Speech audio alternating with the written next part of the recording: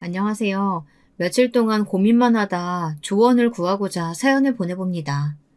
저는 30대 중후반 여성이고요. 결혼한 지는 5년이 됐어요. 아직 아이는 없고요. 저는 원래도 아이를 낳을 생각이 별로 없었거든요. 그런데 요즘 남편이 자꾸 이제는 더 늦기 전에 아이를 가져야 하지 않겠냐며 졸라대는데 제가 어떤 결정을 내려야 할지 도무지 판단이 안 서서요. 여러분께서 제 이야기 들어보시고 저라면 어떻게 하실지 의견을 보태주셨으면 합니다. 어디서부터 이야기하면 좋을까요? 먼저 저희의 신혼생활부터 거슬러 가보는 것이 맞겠네요. 결혼 정년기에 두 남녀가 만나 저희는 제법 순조롭게 결혼 생활을 시작했어요. 특히 경제적으로 남부럽지 않은 출발을 할 수 있었는데요. 그 이유는 양가 부모님이 결혼할 때 금전적으로 지원을 많이 해주셨기 때문이에요. 요즘은 부모 재산이 중요한 시대라고들 하잖아요. 맞는 것 같아요. 결혼할 때부터 시댁에서 큰 도움을 주신 덕에 저희는 신혼 때부터 이미 새 아파트를 대출 없이 장만할 수 있었거든요. 저희 친정에서도 그에 걸맞는 혼수를 최고급으로 넣어주셨고요. 뿐만 아니라 저희 친정에서는 여자도 조금이라도 달마다 들어오는 수입이 있어야 한다며 꼬박꼬박 월세가 들어오는 오피스텔 두 채를 제 앞으로 해주셨어요. 두 집안의 경제력이 차이가 나면 결혼 준비할 때 잡음이 많을 수밖에 없다고 하더라고요. 그런데 저희는 시댁이 일찍이 자수성가를, 저희 친정도 꽤 큰 사업을 하셔서 각종 부동산 재산도 많으시고 꾸준히 들어오는 월 수입도 많고 노후 준비도 확실히 해두셨어요. 그렇게 저희 부부는 아주 순조롭게 그리고 남부럽지 않은 출발을 할 수가 있었죠. 저도 재력 있는 시댁이 나쁘지 않았지만 남편은 정말 누가 봐도 티가 나게 저희 친정집에 돈이 많다는 걸 좋아했어요. 왜 여자들끼리 만나면 은근히 남편 자랑하잖아요. 요즘은 남자들도 그렇게 와이프 자랑들을 한대요. 남편도 마찬가지였어요. 친구들끼리 만나면 부인 전공이 뭔지, 대학은 어디 나왔는지, 직업은 뭔지, 요즘은 그런 거 다 공유한다고 하더라고요. 와이프 연봉부터 시작해서 처가에서 이거 해줬다, 저거 받았다, 이런 이야기들을 은근히 자랑하고 또 부러워들 한다네요. 한 번은 저희 결혼 전에 청첩장도 줄 겸 남편 친구들 모임에 제가 따라간 적이 있었거든요. 말로만 듣던 와이프 자랑 대회가 진짜 열리더라고요. 남편은 저한테도 친정이 부자라는 걸 얼마나 좋아하는 티를 냈는데요. 친정 아버지가 오피스텔을 양도해 주셨을 때는 어찌나 저를 그윽한 눈빛으로 쳐다보던지. 아빠가 오피스텔 양도해 주신다는 거 이번 주면 서류 마무리될 것 같아. 조만간 월세 내 통장으로 들어올 거야. 아버님께 감사하다고 말씀드렸지? 나도 내일 전화 한번 꼭 드릴게. 아버님이 외동딸 시집 보내려고 하시니까 든든히 이것저것 많이 해주시네. 정말 감사하고 당신한테도 너무 고마워. 우리 집에 아들 있었음 국물도 없었어. 딸만 있으니까 이런저런 지원 다 나한테 오는 거라고. 좋지? 나도 너무 좋아. 우리 매달 월세 들어오면 그걸로 뭐 할까? 적금 하나 더 넣을까? 아님 주식 괜찮은 거 알아볼까? 저도 막 유세를 부렸죠. 능력 있는 친정이 제 뒤에 딱 버티고 필요할 때마다 금전적으로 넉넉히 지원해 주시니까 얼마나 든든하던죠.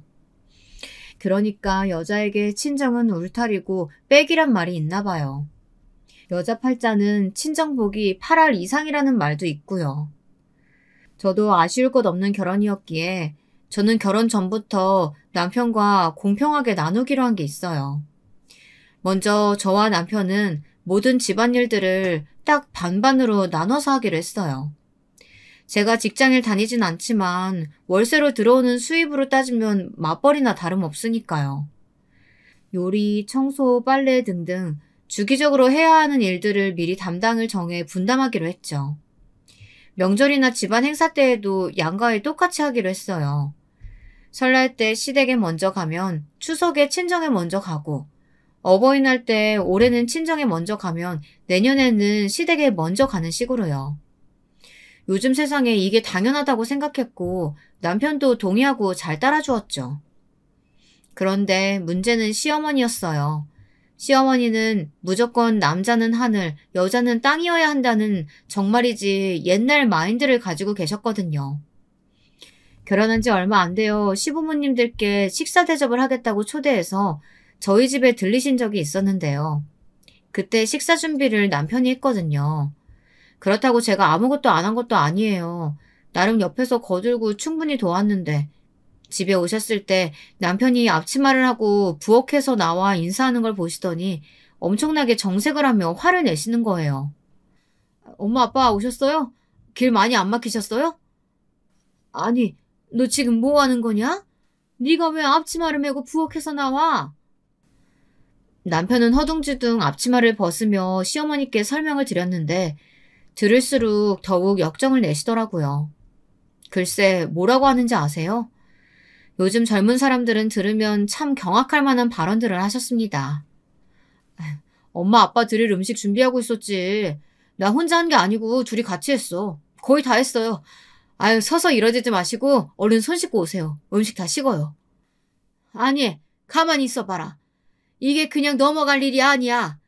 시부모님 모셔놓고 이게 무슨 경우 없는 짓이냐? 상차림을 왜 여자가 안 하고 남편을 시켜? 예, 네가 한번 말해봐라. 매일 오는 것도 아니고 처음 오는 시부모님 대접하는 밥상 차리는 게 그렇게 싫어서 남편을 부엌에 들락날락하게 만드는 게 지금 잘하는 짓이고 자랑할 짓이라고 내 앞에서 이 꼴을 보이는 게냐? 정말 어이가 없었어요. 아니, 시부모님 밥상은 꼭 며느리가 차려야 한다고 어디 대한민국 법전에라도 쓰여 있답니까? 황당했지만 나름 또박또박 이유를 설명해드렸죠. 그게 아니고요, 어머님. 저희 친정부모님이 오실 때는 제가 나서서 음식 차려요. 오늘은 어머님, 아버님 식사 이이가 직접 손수 차리고 싶다고 해서 그러자고 한 거예요. 그리고 어머님, 요즘 세상에 무조건 여자만 부엌에 들어가야 한다는 법이 어디 있어요? 아무래도 부모님들 초대해서 식사 준비할 때는 평소 상차림보다 훨씬 신경 많이 쓰게 되니까 그게 혼자 하기엔 영 힘들기도 하고 그래서 둘이 같이 해야죠. 게다가 양가 부모님들이 좋아하시는 음식들도 다르시고 간을 어떻게 하는 걸 좋아하시는지는 각자가 더 잘 알지 않겠어요? 이게 다 어머님, 아버님 정성껏 음식 만들어 대접해 드리려다 보니 둘이 역할을 나눠서 준비했다고 그렇게 예쁘게 봐주시면 안 될까요, 어머니? 내 살다 별꼴을 다 보겠구나. 아무리 세상이 변하고 요즘 젊은 사람들이 어떻게 생각하는지는 모르겠지만 나한테 있어서는 절대 있어서는 안 되는 일이야. 절대 네 남편 부엌에 들이지 말아라. 내 한 번만 더 이 꼴 보면 정말 가만히 있지 않을 거야. 나름 애교 섞인 말로 설명을 해드렸지만 시어머님은 들은 채도 안 하시더라고요. 저도 더 이상 말 안 하고 그냥 포기했어요. 그렇다고 앞으로 남편을 부엌에 들이지 않을 생각은 절대 없었고요. 그냥 시어머니가 뭐라고 하던지 말던지 저희가 하던 대로 제가 하고 싶은 대로 하기로 살려고 진즉부터 마음먹고 있었거든요. 그러다 보니 시어머니와는 사사건건 부딪히는 일이 많았습니다. 제가 은근히 느끼고 있는 게 하나 있었는데요. 시어머니가 은근히 저나 저희 친정에게 자격지심을 가지고 있다는 것 같다는 생각이 들었거든요. 글쎄, 시어머니는 늘 저희 친정과 시댁을 비교하는 거예요.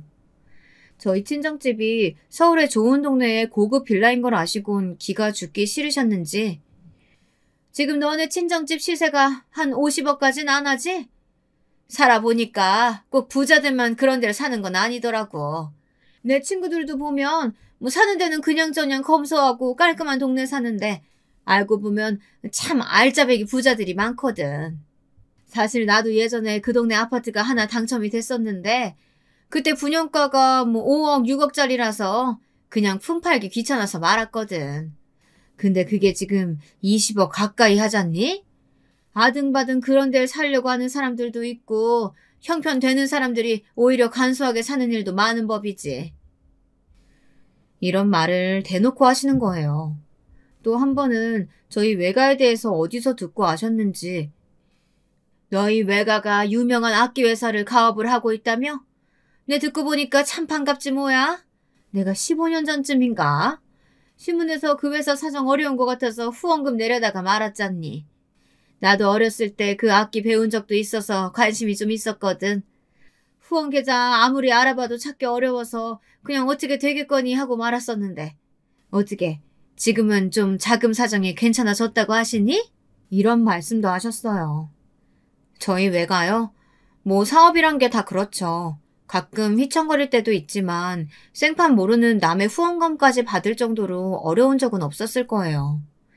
지금도 대기업까지는 아니지만 우리나라에서 손꼽히는 탄탄한 기업이고 저희 사촌들이 잘 물려받아서 가업을 이어가고 있고요. 제가 봤을 땐 저희 시댁도 재산 수준이나 경제력이 남들보다 높은 수준인 건 맞아요. 근데 엄밀히 따져보자면 시어머님 말처럼 유서 깊은 남들이 다 알만한 회사를 대대로 운영하는 외가에 부촌에 살고 계시는 부모님의 그래도 저희 집이 더 잘 사는 편에 속하거든요. 근데 시어머니는 그걸 받아들이기 정말 힘들어하는 거예요.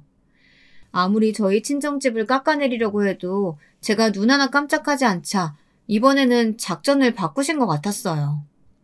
갑자기 저희 집에 온갖 잡스러운 물건들을 퍼나르기 시작하시는 거예요.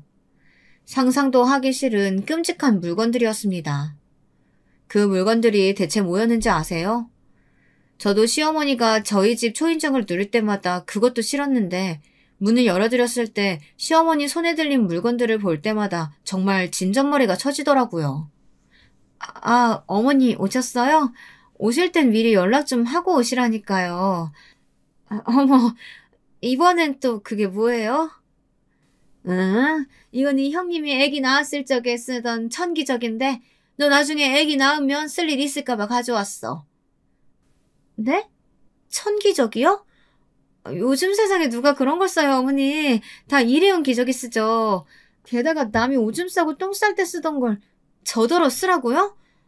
아니, 다 떠나서 어머님, 저 아직 임신도 안 했거든요? 당분간 계획도 없고요. 도로 가져가세요. 제가 기함을 하며 천기저귀를 못 본 걸 본 취급을 하자 시어머니가 방방 뛰시더라고요. 예, 그 일회용 기저귀란 게 얼마나 환경오염은 덩어리인데 건강에 안 좋아. 그걸 갓 태어난 애기 살갗에 갖다 대니? 난 내 핏줄들이 그런 환경에서 자라게 하고 싶지 않다. 그리고 이거 다 네 형님이 3번 넘게 깨끗이 삶은 거야. 오늘도 내가 오기 전에 한 번 더 삶으라고 해서 그렇게 힘들게 준비해둔 건데. 아니, 그리고 넌 여자가 한 집안에 시집을 왔으면 애를 낳아서 대를 이어야지. 무슨 애를 계획식이나 세워가지고 가지니? 당연히 가지는 거고 생기면 감사하게 남는 거지. 1년 안에 나는 우리 집안 핏줄 꼭 하나 더 태어나는 걸 봐야겠으니까 그리 알고 잘 챙겨둬라. 그날요. 남편이랑 연애하고 결혼하면서 그렇게 대판 싸운 건 그날이 처음이었어요. 싸웠다기보단 제가 일방적으로 퍼부은 꼴이지만요. 어머니 정말 왜 그러셔? 이거 봐. 어머니가 오늘 우리 집에 뭘 가지고 오셨는지 알아? 이게 뭔데? 천기저귀야, 천기저귀. 형님이 쓰시던 걸 나보고 물려쓰래. 이게 말이 된다고 생각해?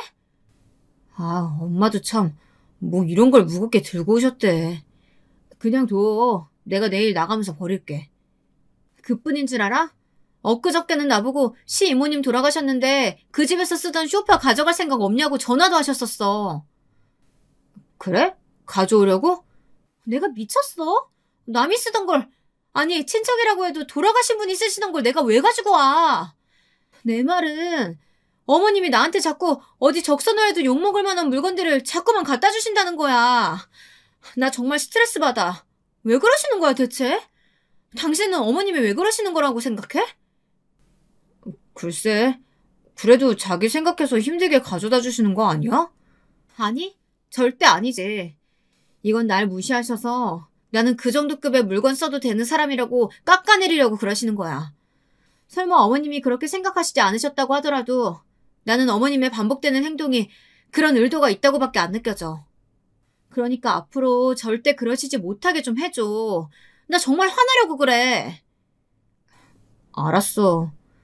그리고 저 기저귀 당신 손으로 당장 갖다 버려. 아무튼 여자가 당당하고 편한 꼴을 못 보는 시어머니는 호시탐탐 저를 괴롭히시려는 것 같았지만 제가 눈 하나 깜빡했는 줄 아세요? 어머니 앞에서나 남편 앞에서나 제 입장을 똑부러지게 전달했더니 남편은 중간에서 어쩔 줄 몰라 했고 시어머니는 점점 더 저를 못마땅해 하기 시작했습니다. 추석 때의 일이었어요. 설날 때 시댁에 먼저 갔기에 추석에는 당연히 친정에 먼저 가려고 준비를 하고 있었죠. 그런데 시어머니가 아침부터 전화를 하신 거예요. 예, 제사 지내려면 빨리 음식 준비해야 되는데 왜 아직도 코빼기를 안 비추니? 지금 시간이 몇 시인데? 네? 어머님 못 들으셨어요? 저희 이번 명절에는 친정부터 가기로 했어요. 뭐? 그게 무슨 소리야? 넌 출가 외인이고 이제 우리 집안 사람이야. 명절 때 친정 문턱도 못 밟던 시대가 있었다. 근데 어딜 먼저 간다고? 그게 지금 말이 되는 소리냐? 왜 말이 안 돼요? 저도 명절 때면 저희 엄마 아빠 보고 싶어요, 어머님. 저번에는 늦게 가니까 저희 이모, 고모, 사촌들까지 다 갖고 없어서 아쉽더라고요. 어머, 벌써 시간이 이렇게 됐네요. 저희 더 늦으면 차 막혀서 안 돼요. 그럼 어머님, 이만 끊을게요. 후다닥 전화를 끊어버렸더니 아주 받을 때까지 전화를 하시더라고요. 남편에게 계속 휴대전화를 주워버리고 제가 직접 운전을 해 친정으로 향했습니다. 보조석에 앉은 남편은 안절부절하더라고요. 아, 어쩌지. 엄마가 계속 전화를 하네. 그러게, 명절 때 번갈아 가기로 했다고 왜 말씀 안 드렸어? 분명 이렇게 난리를 치실 게 뻔해서. 아무튼 난 몰라. 자기가 알아서 해. 모레 갈 때도 이렇게 화내시면 어떡해. 나 너무 무서워. 계속 이러시면 나 그냥 안 갈래.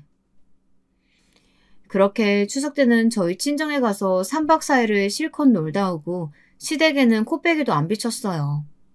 그랬더니 시어머니는 바짝 약이 오르신 것 같더라고요. 그러고 한 2주가 지났나요? 시어머니가 아주 급한 일이 생긴 것처럼 시댁으로 오라고 호출을 하셔서 얼른 가봤죠. 근데 어떤 일이 있었는지 아세요? 제 입으로는 도저히 창피해서 친구들에게는 말도 못할 것들인데요. 아무래도 초장의 며느리 길을 잡아야겠다는 생각이 드셨는지 김장 때도 아닌데 김치거리를 어디서 한 무더기를 사오셨더라고요. 그뿐인 줄 아세요? 집은 죄 엉망으로 만들어 놓고 빨랫감으로 덥지도 않은 이불을 산더미같이 쌓아놓으셨고요. 그 이유가 다 뭐겠어요. 유치하게도 그걸 다 저에게 일을 시켜서 제 기를 죽이려는 거 아니겠어요? 어머님, 이게 다 뭐예요? 내가 오늘 하루 날 잡아서 김치도 좀 담그고 집안 대청소하려고 준비를 하고 있는데 늙어서 그런 건지 준비를 하는 것만으로도 몸살이 걸렸지 뭐냐. 네 형님 혼자만 하기에는 좀 힘들 것 같아서 내가 너도 불렀다. 둘이 좀 같이 하거라. 어머, 형님도 부르셨어요? 근데 이걸 다요? 저는 힘들어서 못할 것 같은데. 아니 그럼 누가 해? 아픈 내가 끙끙거리면서 이걸 다 해야겠냐?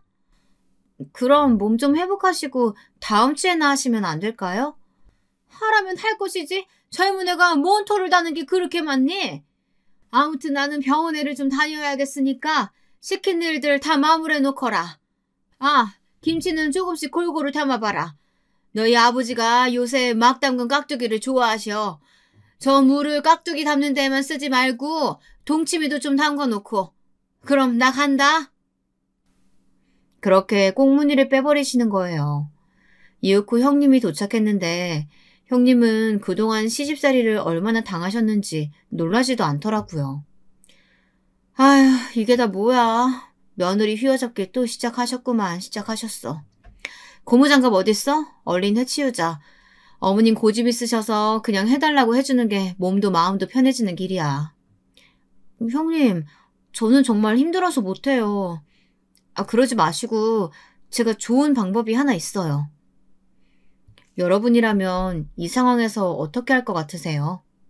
저는요, 당장 집에 전화를 걸었어요. 아주머니 안녕하세요. 저예요. 저 혹시 주위에 오늘 하루만 집안일 해주실 분 소개해 주실 수 있을까요? 일당은 두둑하게 쳐드릴게요. 한두 분? 아니, 세 분이 오셔도 좋을 것 같아요. 오래전부터 저희 집안 일을 봐주시던 도우미 이모에게 전화를 걸어 몇 분만 당일치기로 일할 분을 소개해달라고 했죠. 그랬더니 30분도 안 돼요. 솜씨 좋은 분들을 3분이나 보내주셨더라고요. 그 덕에 저랑 형님은 커피나 마시면서 수다를 실컷 떨고 있었어요. 그 사이 그 산더미 같은 일들도 금방 끝나더라고요. 시어머니는 저녁이 되어야 집에 돌아오셨고 들어서자마자 깜짝 놀라더라고요. 집안은 반짝반짝 광이 날 정도로 깨끗해져 있었고 각종 맛깔나게 담궈진 김치에 이불까지 깨끗하게 빨아서 다 넣어두었고요. 근데 저희는 아주 힘든 기색 하나 없이 말끔하니 이게 무슨 일인가 싶으신 것 같더라고요. 아니, 이게 다 어떻게 된 일이야? 어머님, 병원에서는 뭘 하세요? 괜찮으시대요? 몰라. 며칠 더 지켜보고 병원에 또 오래. 아니, 그나저나 이걸 진짜 너네 둘이 다 한 거냐? 혹시 사람 쓴 거 아니야? 어머, 눈썰미도 좋으셔요. 맞아요, 어머님. 제가 아주머니들 좀 불러서 도와달라고 했어요. 그렇다고 집을 비운 건 아니고요. 옆에서 하시는 거 다 지켜보고 그랬으니까 걱정 마세요. 뭐? 내가 언제 사람 부르랬냐? 너네 보고 직접 하랬지? 어머님, 제가 말씀드렸잖아요. 저 이런 일 할 줄도 모르고요. 힘들어서 못한다고요. 어쨌든 다 깔끔하게 마무리됐으니까 된 거 아니에요? 사실 제가 어머니의 이런 성향을 몰랐던 건 아니에요. 결혼 전에 놀러 오라고 하셔서 몇 번 놀러 간 적이 있었거든요. 가끔 형네 부부도 함께 초대해서 식사한 적이 몇 번 있었는데 시어머니가 묘하게 아니 대놓고 형님을 며느리로서 대접하는 것이 아닌 무시하고 하대하는 듯한 발언을 많이 하시더라고요. 그때 직감했죠. 아, 어머님한테 잘못 걸리면 시집살이를 단단히 하겠구나 하고요. 예, 이게 상 다 차린 거니? 찌개는 없어? 네? 국 있어서 찌개는 따로 안 끓였는데. 너는 없는 집에서 자라서 그런 건지 애가 왜 이렇게 손이 작아? 한 집안에 큰며느리시게나 되는 애가 엄연히 찌개랑 국은 다르지? 우리 밥상에도 찌개랑 국은 따로 끓여서 냈는데 오늘따라 왜 이러니 얘가? 여러분, 100번 양보해서 이해를 해보자고 해도 유복하신 저희 부모님도 그래요. 가끔 찌개도 끓이고 국도 내고 그럴 때도 있죠. 근데 매 끼니마다 누가 찌개랑 국을 같이 끓여서 먹는데요. 거기다가요. 기껏 찌개 하나에 남의 집이 가난하니 우리 집이 부자니 들먹이는 건 정말 너무하잖아요. 근데 그뿐만이 아니었어요. 어머님은 형님을 머리끝부터 발끝까지 구박하고 또 무시하는 그 이유는 오로지 단 하나, 형님의 집안이 시댁보다 가난하다는 것이었어요. 시어머니는 은근히 저에게 형님 뒷담화를 많이 하시는 거 있죠. 글쎄 너희 형님은 내가 처음에 결혼을 반대 좀 했어. 집안이 워낙 차이가 많이 나서 말이야. 그래도 큰며느리는 좀 가풍 있는 집안에서 자란 그런 우아한 며느리 얻고 싶었는데 그 계획이 네 형님 때문에 다 물거품 돼버렸지 뭐니. 아휴 내 팔자야. 그래서일까요? 형님은 그래도 자신보다는 당당하게 시어머니에게 할 말 다 하는 저를 부러워하기도 했고 저에게 늘 지고 많은 시어머니를 고소해하기도 했죠. 나는 어머님이 말을 저렇게 하셔도 결혼할 때 집도 해주시고 애들 학원비며 이것저것 금전적으로 도와주시는 게 많으니까 뭐 찍소리도 못하지 뭐. 그리고 아버님 회사도 언젠가 애들 아빠가 물려받아야 될 텐데 아버님 성격에 수틀리면 국물도 없는 거 알지? 그러니 어쩌겠어. 내가 설설 기는 수밖에. 그런데 동서는 가끔 보면 참 당당하게 할 말 다 해서 가끔 내 속이 다 시원하다니까. 어머님 당황해하시는 모습 보면 대리만족이랄까. 뭐 그런 게 느껴지기도 하고. 근데 어머님도 참 심보가 고약하신 게 가난한 집에서 시집 왔다는 죄로 나를 그렇게 무시하셔서 부잣집 딸은 함부로 못 대할 줄 알았더니 그것도 아니네. 그렇게 형님이 보기에도 저와 시어머니의 갈등은 나날이 깊어지고 있었죠. 그러던 어느 날이었어요. 남편이 그렇게 타고 싶다고 노래를 부르던 차가 있었거든요. 마침 남편 생일이 다가오니 그 틈을 타 남편이 엄청나게 저를 조르는 거예요. 지금 타는 차는 어머님 드리고 우리는 새 차를 사서 타자고 말이에요. 아, 여보, 그 차가 이번에 새로 출시하면서 인기가 엄청 많아졌다니까? 지금 예약 안 하면 차 나올 때까지 적어도 1년은 기다려야 된대. 다음 주에 내 생일이잖아. 생일 선물로 그 차 사면 안 돼? 마침 엄마가 차 사는데 돈 좀 보태줄 수 있다고 했어. 어머님이 차 사는데 돈을 보태주신대? 이번에 갯돈 타는 것도 있고 아빠랑 형 몰래 나 준다고 했어. 대신 내가 타던 차 엄마 달래. 엄마가 탄다고. 좋아. 나도 그 차 타보고 싶긴 했어. 대신 한 가지 조건이 있어. 그동안 자기가 어머님 앞에서 무조건 내 편 들어주고 내가 하자는 대로 다 잘해줘서 큰맘 먹고 허락하는 거라는 것만 알아도. 앞으로 더 잘해라. 정말? 와, 너무 고마워, 여보. 난 정말 장가 잘 간 놈이야. 보셨죠? 저희는 이렇게나 사이가 좋은 부부였습니다. 둘 사이는 정말 아무런 문제가 없었다니까요. 그런데 문제는 시어머니가 정말 문제였습니다. 차를 사기로 결정하고 나자 시어머니께서는 득달같이 전화를 걸어 생색을 내시더라고요.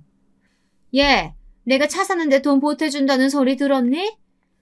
네, 어머니, 안녕하세요. 그럼요, 들었어요. 정말 좋아하던걸요? 넌 정말 웃기는 애다. 근데 왜 고맙다는 전화 한 통을 안 해? 아, 그이가 이미 말씀드린 줄 알고. 감사해요, 어머님. 넌 꼭 그러더라. 애가 뭘 고마운 줄을 몰라. 하긴, 그래서 그런지 너네 친정에서도 요즘엔 통 뭘 안 주시는 눈치더라. 나처럼 반찬을 해다 주시길 하셔. 그때 오피스텔 증여해줬다고 그리 생색을 내시더니 그 이후로 콩고물 떨어주는 것도 없던 것 같던데. 그러면서 그렇게 부자티를 내더라. 어머님, 무슨 말씀을 그렇게 하세요. 암튼 제가 지금 운전 중이어서요. 이따가 다시 전화 드릴게요. 하필이면 제가 그때 누구랑 있었는 줄 아세요? 저는 정말로 운전 중이었고 그때 하필 저희 친정엄마가 옆에 타고 계셨거든요. 운전 중이라 무심코 전화를 받았는데 그런 말들을 쏟아내시는 바람에 얼마나 난감했던지 황급하게 전화를 끊어버렸던 거예요. 어머, 너희 친정어머니 왜 이러셔?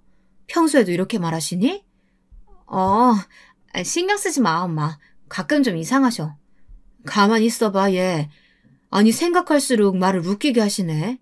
그러니까 이번엔 너희 남편 차 바꾸는 걸 시어머니가 돈을 보태주시면서 친정에서 해주는 거 없다고 그렇게 말씀하시는 거 맞지? 엄마가 제대로 들은 거 맞아? 맞아. 가끔 저렇게 비교하면서 생색낼 때가 있으셔. 웃기는 양반이시네. 너 지금 타고 있는 이 차도 오래됐지? 엄마가 아빠한테 말해서 네 차도 우리가 바꿔줄게. 이 엄마가 우리 딸 기죽지 않게 벤츠로다가 하나 뽑아줄게. 어머, 이게 웬 행자야? 내가 시어머니 덕을 볼 때가 있네. 완전 좋지, 엄마. 고마워, 엄마. 내가 시댁에 톡톡히 자랑할게.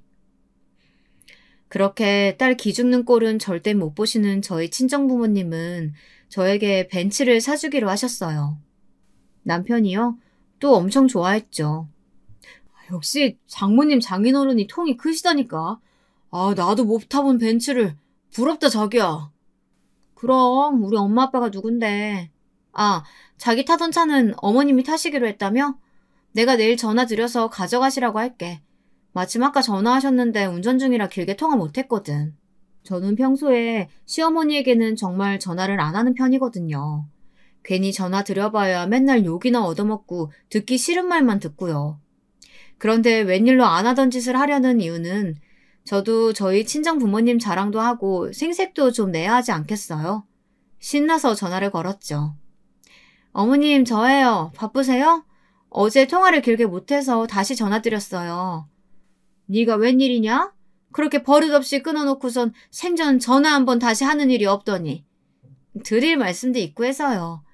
어머님이 저희 타던 차 가져가신다고 하셨죠? 오늘 가져가시면 해서요. 오늘 당장? 왜? 저희 아파트가 등록할 수 있는 차가 딱 2대거든요. 근데 오늘 제 차가 새로 나와서 그걸 등록하려면 그 이 차를 어머님이 가져가셔야 할 것 같아요. 갑자기 네가 새 차를 뽑았어? 무슨 돈으로? 너 네 남편 닥달해서 너도 새 차 사달라고 한 거야? 아니요. 그럴 리가요. 저희 친정에서 사주셨어요. 저 기죽지 말라고 벤츠로다가요. 저희 친정에서는 차값 보태주신 게 아니라 아예 사주신 거예요, 어머님. 하도 저희 친정에게 아무것도 안 해주시는 것처럼 말씀하시는데 이렇게 저한테 자주자주 좋은 것 해주시는 분들이에요. 그렇게 말씀하시니까 좀 서운하더라고요. 니네 친정에서 간만에 뭘 좀 해준 거 가지고 생색은. 아니 그건 그렇고 그렇다고 이 삼복더위에 시어머니를 차 가지러 오라가라 해? 새로 나온 제 차도 오늘 저희 집 앞에서 받기로 했어요. 제가 집 비우면 안 되잖아요. 그럼 어머니 오늘 못 오시면 그냥 제가 주말에 그이한테 가져다 드리라고 할게요. 어머머, 내 정신 좀 봐. 찌개 올려둔 거 타는 소리 나네요. 어머님, 저 그럼 끊을게요. 그렇게 제 할 말만 하고 전화를 뚝 끊어버렸어요. 어찌나 고소하고 기분이 좋던지 다음번에 형님을 만나면 이 에피소드도 꼭 들려드림 좋아하시겠다 생각하고 있었죠. 그렇게 몇 시간이 흘렀을까요? 드디어 제 차가 도착했다는 전화가 왔더라고요. 얼른 대충 걸쳐 입고 차를 받으러 나갔죠. 그런데 아파트 공동 현관에 나가려는 순간 벼랑간 시어머니가 나타나신 거예요. 예, 너 마침 잘 만났다. 내가 도저히 참을 수가 없어서 너네 집으로 직접 가는 길이었어. 근데 너 어디 가니? 아, 어머니, 제 차가 지금 막 도착했다고 해서 받으러 가는 길이었어요. 아, 그래? 마침 잘 됐다. 네 주제에 무슨 벤츠야? 여자가 남자보다 좋은 차 탄다는 게 말이 되니? 아범이 준다는 헌차 앞으로 네가 타라. 벤츠는 내가 가져가서 타야겠다. 내 차랑 바꿔. 시어머니는 마침 도착한 차 앞으로 달려가서 강제로 차 문을 확 여는 게 아니겠어요. 그런데 그 순간 시어머니는 기야말 광경에 그 자리에서 개거품을 물고 쓰러지고 말았습니다. 에그민아, 아유 깜짝이야. 사돈 양반이 어떻게 여기에. 그 차에는 저희 친정아버지가 타고 계셨던 겁니다. 아버지 딴에는 차가 제대로 잘 나왔는지 한번 같이 살펴보기도 하고 싶었고 엄마한테 시어머니 전화통화를 들었던 이야기를 듣기도 해서 제가 어떻게 지내고 있나 겸사겸사 와보셨던 거라고 해요. 근데 그런 꼴을 보게 되었다니. 게다가 아버지는 시어머니가 저에게 하는 말을 다 듣고 화가 단단히 나셨더라고요. 안녕하세요, 사부인. 뜻밖의 계기로 이렇게 오랜만에 뵙습니다. 그간 잘 지내셨죠? 아이고, 제가 집에서 막 달려나와서 차림이 말이 아닌데. 예, 잘 지냈습니다. 사돈께서도 별일 없으셨죠? 별일이 없었는데 앞으로 별일이 생길 수도 있다는 생각이 듭니다. 자, 여기서 이러지 마시고 올라가셔서 차라도 한잔 하시죠. 아빠는 의미심장한 말을 남기며 집으로 향했습니다. 제가 간단한 과일과 차를 내오자 아버지는 입을 여섰습니다. 시어머니요, 완전히 가시벙석에 앉은 모양이셨죠. 제가 아까 본의 아니게 사부인께서 하시는 말씀 다 들었습니다만 제가 사부인을 자주 뵌 것은 아니지만 그래도 교양도 있으시고 기품도 있으신 것 같아 참 좋게 봤었어요. 오늘 제가 갑작스럽게 보게 된 모습은 정말 당황스럽네요. 참 속이 상하더군요. 원래 이렇게 저희 딸한테 막무가내로 대하셨습니까? 아버지가 점잖게 조목조목 따지기 시작하니 시어머니 얼굴빛이 빠르게 변하더라고요. 아니, 뭘 어떻게 들으셨는지는 모르겠지만 오해입니다. 따님을 어찌나 똑부러지게 키우셨는지. 얘가 제 말에 눈 하나 깜짝하는 애도 아니에요. 아까는 전화로 버릇없이 자기 할 말만 하고 끊길래 흥분해서 달려오는 바람에. 아무리 흥분을 하셨어도 경우는 지키셔야죠. 원래 윗사람이라는 게 아랫사람이 경거망동한다고 해서 똑같이 행동하면 격이 떨어지는 법입니다. 사회적 지위도 있으시고 아들, 며느리, 손자까지 주위에 보는 눈도 많은데 사랑스러운 막내 며느리를 그렇게 대하셔야 되겠습니까? 시어머니는 도저히 안 되겠다 싶었는지 적반하장으로 나오기 시작했습니다. 사랑스러운 막내 며느리요? 얘가 얼마나 부잣집 친정 믿고 남편을 우습게 보고 시댁을 만만히 여기는 줄 아세요? 참 웃기지도 않아요. 맨날 친정에서 이거 해줬다 저거 해줬다 자랑만 하는데 원래 친정에서 그 정도는 시댁에서 우리 딸 좀 잘 봐주십사 하는 마음으로 그렇게 다 해주는 거 아닌가요? 딸 가진 죄인이라는 말도 있잖아요.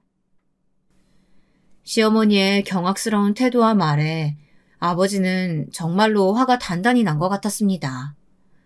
평소 무슨 일이 있어도 평정심을 잃지 않으셨고 엄마나 저한테도 큰 소리 한 번 낸 적 없으셨는데 아버지는 다소 격앙된 목소리로 말을 이어나가기 시작하셨어요. 지금 딸 가진 죄인이라고 하셨습니까? 이거 참 유감입니다. 저는 저희 딸을 죄인으로서 취급하는 것이 아니라 귀인으로 대하는 것과 사돈을 맺고 싶었는데 말이죠.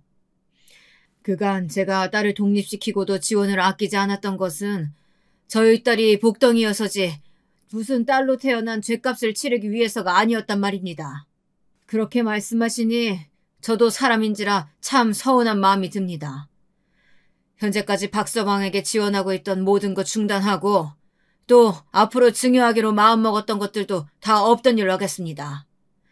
방금 저희 집안에게 아주 큰 실수하셨다는 것만 알아두셨으면 좋겠네요. 이제 나눌 대화 다 나눈 것 같으니까 댁으로 가시죠.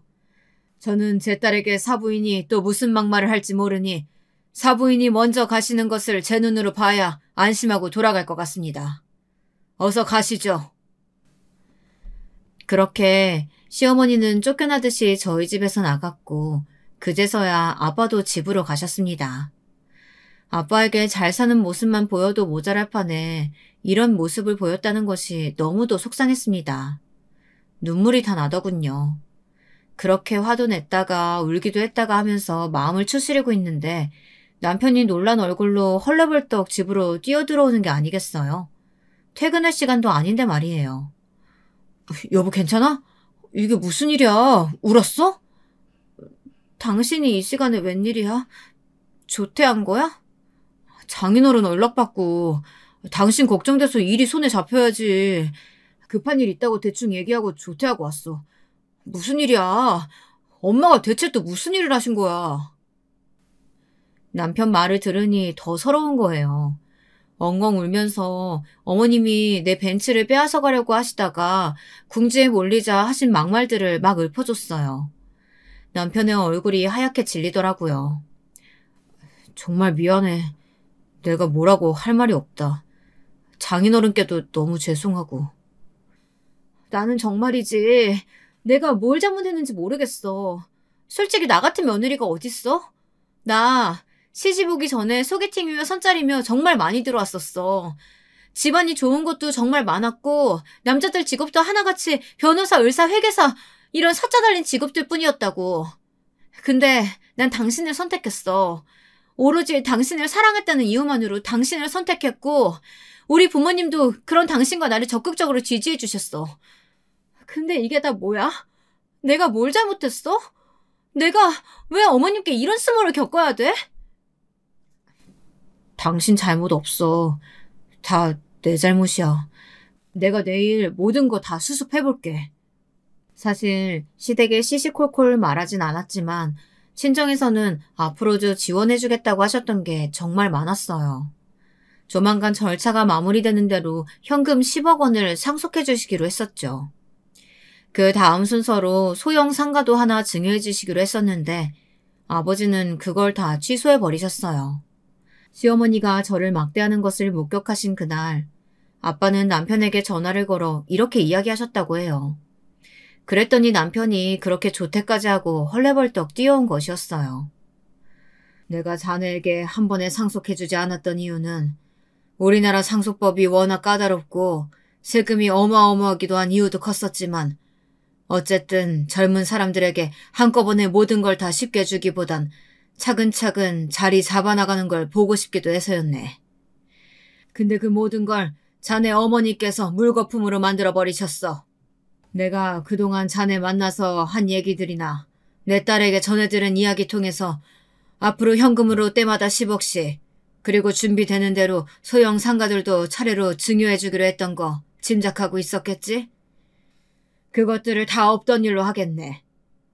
자네 어머님 말도 일리가 있어. 이게 다 내가 덕이 부족해서 벌어진 일이라는 생각이 들어. 내 안 그래도 평생 벌어온 것에 비하면 사회에 환원하거나 봉사한 일이 적었다고 생각했는데 그 때문에 내가 좋은 사돈을 만나지 못한 건지 내 이참에 자네에게 주려고 했던 재산들 모두 재단에 기부할 생각이네. 좋은 일에 쓰는 거니 너무 섭섭해하지 말게. 여러분은 결혼을 하셨는데 상대방 집안에서 10년 주기로 몇 억씩 혹은 소형 상가며 오페스탈이며 차근차근 증여를 해준다고 하면 어떤 기분이 드시겠어요? 그게 눈앞에 있었는데 한순간의 꿈처럼 사라져버린다면요. 저희 남편이 딱 그 꼴이었어요. 남편은 너무도 아쉽고 속이 쓰린 나머지 밤에 잠도 잘 못 자더라고요. 그러더니 급기야 시어머니에게 달려가서 마구 따지기라도 한 모양이더라고요. 엄마, 대체 왜 그래? 엄마가 한 엄청난 일 때문에 아버님이 얼마나 단단히 화나셨는지 알아? 이런 배알도 없는 놈? 아무리 마누라가 좋고 예쁘다고 해도 엄마한테 이러는 건 아니지? 엄마도 그날 얼마나 험한 건 당하고 왔는지 알아? 글쎄, 쓸데없는 얘기 다 필요 없고 엄마 아들이 지금 엄마 때문에 얼마나 큰 손해를 받는지 알기나 하냐고. 아버님이 당장 10억 원 증여해 주신다고 했는데 다 취소해버리셨어. 그뿐인 줄 알아? 소형 상가도 하나 해주시기로 했었다고. 아버님 재산이 얼마나 많은데 그 집 아들도 없어서 가만히 있으면 10년에 한 번 꼴로 그 큰 재산이 탁탁 들어오게 되어 있는 건데 황금알을 낳는 거위의 배를 갈라도 유분수지. 엄마가 지금 얼마나 엄청난 일을 했는지 아냐고. 생각보다 어마무시한 저희 친정의 재력과 그게 다 자기 아들 앞으로 돌아올 수순만 남았던 상황이라는 말을 듣고 시어머니는 따지고 들기 시작했습니다. 네가 턱 말을 안 하는데 그걸 내가 어떻게 다 아냐. 그리고 뭐 그렇다고 해서 내가 이 나이에 며느리가 나 그렇게 무시하는데 참고 살아야 된다는 거냐? 니네 시아버지도 참 그릇이 작다. 남자가 돼가지고 한 입으로 두 말 하는 것도 아니고 준다고 했다가 뺏는다고 했다가 병복하는 게 누굴 약 올리는 거냐? 그럼 그 큰 돈 자식 물려주지. 자식 안 물려주고 다 어디다 쓴다는 거야? 기부한대, 기부. 엄마 같은 사도 만난 것도 다 자기가 덕이 부족해서 그런 것 같다고 이참에 아시는 재단에 다 기부해버릴 거라고 하시더라. 벌써 1억은 미리 납부하셨어. 이거 봐. 기부증서 보여? 내가 이거 엄마 보여주려고 이렇게 가지고 왔어. 시어머니요. 정말 욕심도 많으시지. 세상에 그 기부증서를 보자마자 대성통곡을 하시더래요. 세상에, 진짜로 이 아까운 돈을 다 기부했단 말이야? 아이고 내 돈, 아이고 내 돈. 참나 정말 웃기지도 않죠. 설사 그 돈이 별탈 없이 온전히 아들 앞으로 증여가 됐다고 해도 그게 왜 자기 돈이라고 땅을 치며 후회하는 건지요. 돈 많은 며느리의 돈은 돈대로 쏙 빨아먹고 싶고 종처럼 하대하고 부려먹고 싶은 심보는 정말 못된 거 아닌가요? 남편도 그런 시어머니의 태도에 기가 막힌 것 같았습니다. 난 몰라. 엄마가 저지른 짓이니까 엄마가 수습해. 나는 장인어른이 주신다는 돈 꼭 물려받고 싶어. 그러니까 엄마가 장인어른한테 가서 사과를 하던 빌던 모든 걸 없었던 일로 하게 해줘. 남편은 그 후로 정말로 어머님이 전화를 해도 받지 않고 시댁의 발길을 뚝 끊어버렸습니다. 그러자 시어머니가 결국엔 저를 찾아오시기 시작했습니다. 저는 정말 시어머니를 다신 보고 싶지 않았어요. 한참을 초인종을 누르시고 문을 두드려도 열어드리지 않았죠. 그렇게 한 달쯤 됐을까.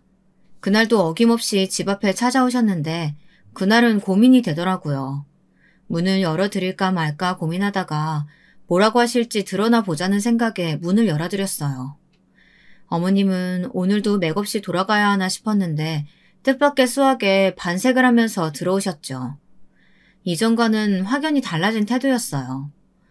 문 열어줘서 고맙구나. 내가 이렇게 여러 날 너네 집 문을 두드린 건 사과하려고 온 거야. 정말로 미안하다. 사돈어른께서 그렇게 깊은 뜻이 있는 줄도 모르고 내가 정말 경솔했다. 일단 들어오세요, 어머니. 앉아서 대화 나눠요. 그래, 고맙다. 고마워. 오랜만에 본 시어머니는 그간 마음고생을 좀 하셔서 그런지 꽤 수척해진 모습이었어요. 알고 보니까 시아버지도 이 사실을 모두 알고 어머님에게 아들 며느리 이혼하면 당신도 이혼당할 줄 알라고 아주 난리를 치신 모양이더라고요. 저는 시어머니에게 제 생각을 차분하게 말씀드렸어요. 어머니, 저는 어머님이 바라시는 남편과 시댁을 하늘로 생각하고 섬기는 그런 며느리는 못 될 것 같아요. 보셔서 아시겠지만 저희 집 분위기부터가 아버지가 절대 엄마나 저를 함부로 대하지 않으셨어요. 저는요, 어렸을 때부터 힘든 집안일은 엄마를 시키기보단 아버지가 직접 나서서 하시는 걸 더 많이 보고 자랐고요. 저희 할머니, 할아버지도 엄마를 귀하게 대접해 주시기만 하셨지 막 시집살이 시킨다거나 하는 일도 절대 없으셨어요. 만약 그런 일이 있으셨다면 지금 그이가 그러하듯이 저희 아버지도 가만히 있지 않으셨을 거예요. 제가 할 도리를 다 하지 않겠다는 게 아니에요. 저는 앞으로도 제가 그이의 아내로서 또 며느리로서 해야 하는 일들은 다 할 거예요. 그치만 죄인처럼 노예처럼 어머님이 어떤 말을 하시던 감내하는 일은 없을 거예요. 그래야지. 당연히 그래야지. 네 말이 다 맞다. 네 말이 다 맞는 말이야. 그럼 지금껏 내가 한 모든 일들 다 용서해 주는 거냐? 용서하고 말고 할 게 뭐가 있겠어요. 저에게는 앞으로 안 그러시면 되죠. 그런데 하나, 저희 부모님께는 꼭 사과해 주셨으면 좋겠어요. 알겠다. 알겠어. 그렇게 시어머니는 울면서 집에 돌아갔고 며칠을 망설이는 것 같더라고요. 고민이 되셨겠죠. 평생을 남자는 하늘, 여자는 땅이라는 생각을 가지고 살아오신 분이 사돈에게 고개를 숙여야 한다는 것이 얼마나 자존심이 상하셨겠어요. 그러더니 작심하고 저희 친정 부모님께 찾아가서 사과를 했다고 합니다. 제가 못난 마음 먹고 복덩이 같은 며느리 몰라보고 이렇게 큰 잘못을 했습니다. 귀한 자식 믿고 보내주셨는데 험한 꼴 보시게 해서 정말 죄송합니다. 앞으로는 이런 일 없게 딸처럼 귀하게 대하면서 살아보려고 합니다. 부디 노여움 푸시고 저희 아들에게도 말을 꼭 좀 전달해 주세요. 그렇게 시어머니의 사과를 끝으로 불거졌던 갈등은 어느 정도 수습이 되었습니다. 제가 이번에 깨달은 게 하나 있어요. 친정 유산이 워낙 많다 보니 언제든 이혼해도 잘 살 수 있다는 생각에 시댁 식구들에게 거리낄 게 없이 당당하게 사라지더라고요.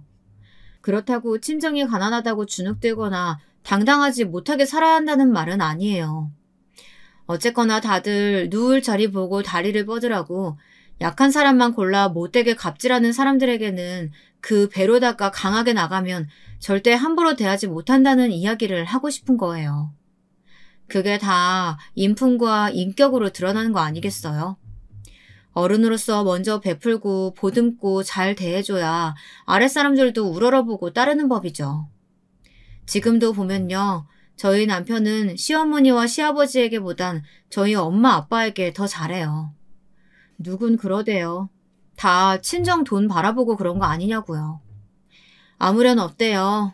어쨌거나 길지도 않은 인생 앞으로 잘해드리면 그만이죠. 이렇게 마음이 편해지고 보니 제 얼굴도 참 좋아졌나 봐요. 동기 모임 나가면 친구들이 그러대요. 동창들 중에 보면 얘 팔자가 제일 좋은 것 같아. 우리 학교 다닐 때 보면 공부 잘하는 애 예쁜 애 얼마나 많았니? 근데 지금 보면 봐봐라. 결국 집안 좋은 애가 제일 잘 살잖아. 나이 들고 보니까 예쁨도 퇴색되기 마련이고 똑똑한 애들도 시집가서 애 낳고 가정주부 되면 그냥 평범한 아줌마고. 근데 얘 봐라. 시댁 스트레스 없어. 남편 잘해. 돈 있어. 근심 걱정 없어.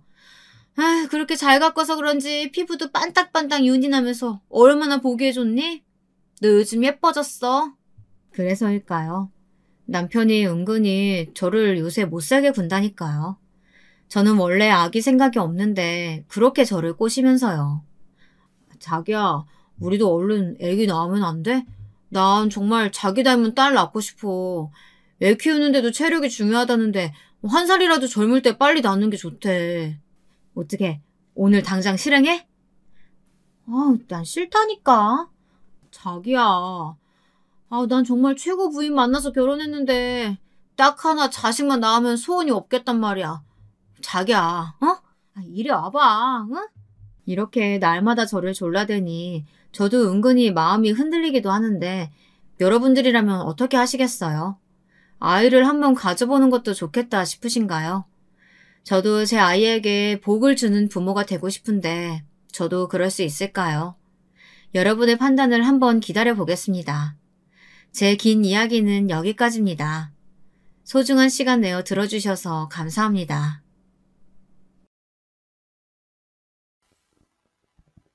안녕하세요.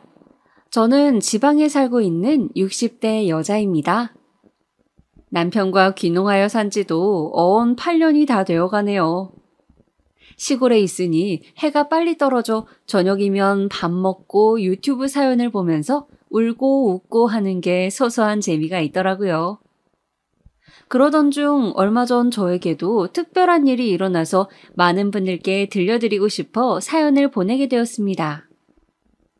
거의 40여 년 전으로 거슬러 올라가야 하니 조금 긴 이야기가 될 수도 있겠네요. 그럼 시작하겠습니다. 평범한 외모에 수더분한 성격을 가진 남편과는 선을 봐서 결혼하게 됐습니다. 아는 지인분이 부자는 아니지만 정말 착하고 성실한 남자가 있다며 한번 만나보라고 해서 만났던 게 바로 지금의 남편이었습니다. 남편은 20대 초반에 부모님이 모두 돌아가셔서 나이 차이 많은 어린 여동생을 아빠처럼 키워가며 열심히 살아온 사람이더라고요. 20대 시절부터 힘든 일도 마다하지 않고 성실하게 살아온 그 모습이 마음에 들었습니다. 저 역시 부모님을 일찍 여의어 친척 손에 컸는데 이런 남자라면 인생의 동반자로서 남은 인생을 서로 의지하며 함께 걸어봐도 되겠다는 생각이 들어서 결혼하게 되었습니다. 남편과 결혼하면서 저에게는 소중한 식구가 하나 더 생겼어요. 우리 시누이, 남편보다 11살이나 어린 귀여운 늦둥이였죠. 제가 남편과 결혼할 당시에만 해도 아가씨는 아직 풋풋한 중학생이었어요. 이 어린 것을 따로 떼어놓을 순 없어서 결혼 후에도 셋이서 함께 살았습니다. 아가씨랑 같이 살면서 불편하지 않았냐고요? 전혀요. 아가씨는 부모님을 일찍 여의어서 그런지 몰라도 나이에 비해서 어른스럽고 싹싹했습니다. 항상 저에게 언니 언니 하고 따르며 혹시 제가 힘들까 집안일 하나라도 더 도와주려 하고 항상 이쁨 받을 짓만 했습니다. 형제 자매가 없었던 저는 아가씨가 마치 친동생인 것처럼 느껴졌습니다.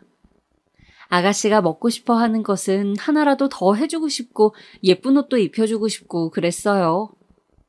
우리 형편에 많은 것을 해줄 순 없었지만 그래도 최대한 아가씨를 남부럽지 않게 키워서 좋은 집에 시집 보내고 싶었습니다. 남편과의 결혼 생활은 아가씨 덕분에 더 행복했던 것 같아요. 남편이 일 때문에 바빠서 아가씨랑 보내는 시간이 더 많았습니다. 둘이 장도 보러 다니고 투닥거리며 같이 요리도 만들고 남편이 출장을 가서 집에 안 들어오는 날에는 아가씨랑 나란히 누워 밤새도록 수다를 떨기도 했어요. 아가씨는 저에게 있어서 가장 친한 친구이자 동생이자 딸이었습니다. 이런 아가씨가 어느 날 그 예쁜 눈을 반짝이며 저에게 말하더군요. 언니, 우리 오빠랑 결혼해줘서 너무 고마워요. 언니가 내 새언니라서 정말 행복해요.